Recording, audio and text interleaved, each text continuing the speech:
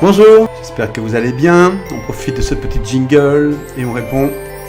On passe tout de suite à la question du jour. Une question de Christine qui dit bonjour.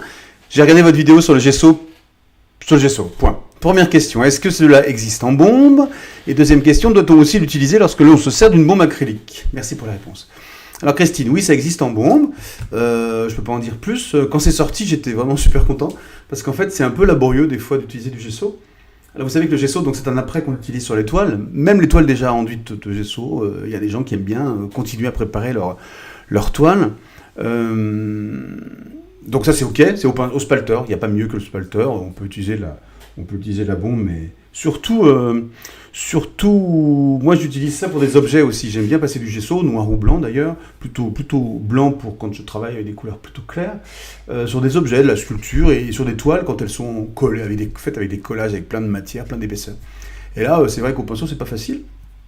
Et donc quand la bombe est sortie, wow, c'était trop bien, vraiment bien, super. C'est tout ce que j'ai à dire. Donc tu la trouves. Alors pour la trouver, c'est tout simple. Vous allez sur notre site et vous tapez gesso dans la zone de recherche en haut.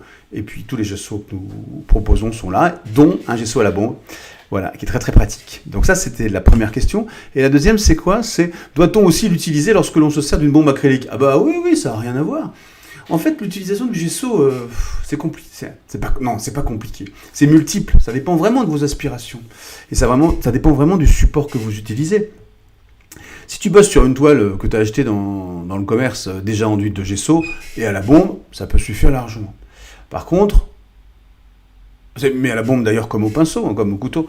Par contre, des fois les prix sont tellement tirés et les toiles sont tellement peu chères que d'abord c'est de la cochonnerie, la toile c'est de la cochonnerie, et ensuite elles sont très peu enduites de gesso, tellement mal faites, tellement mal enduites, que des fois il y a des différences, tu veux, sur la toile, d'épaisseur et tout ça, d'un endroit à l'autre, et là ça peut se voir.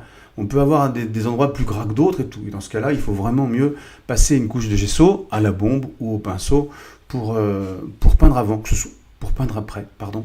Que ce soit en bombe, peindre à la bombe ou au pinceau.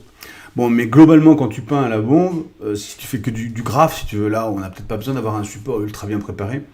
Donc dans ce cas-là, ce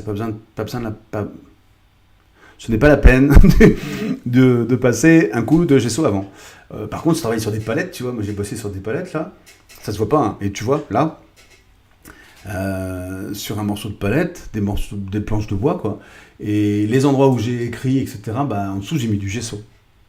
Oui. Et donc, parce que sinon, là t'as vraiment aucune précision, c'est absorbé par le bois, il y a des différences, enfin c'est moche quoi. Voilà, j'espère que j'ai bien répondu à la question, à très bientôt, je retourne de l'autre côté, j'en lance le jingle de fin, qui nous rappelle que nous sommes... alors évidemment, si vous regardez cette vidéo au printemps, vous direz, Fred il a pété un câble, et je la tourne en plein hiver. Allez, à bientôt, ciao, salut.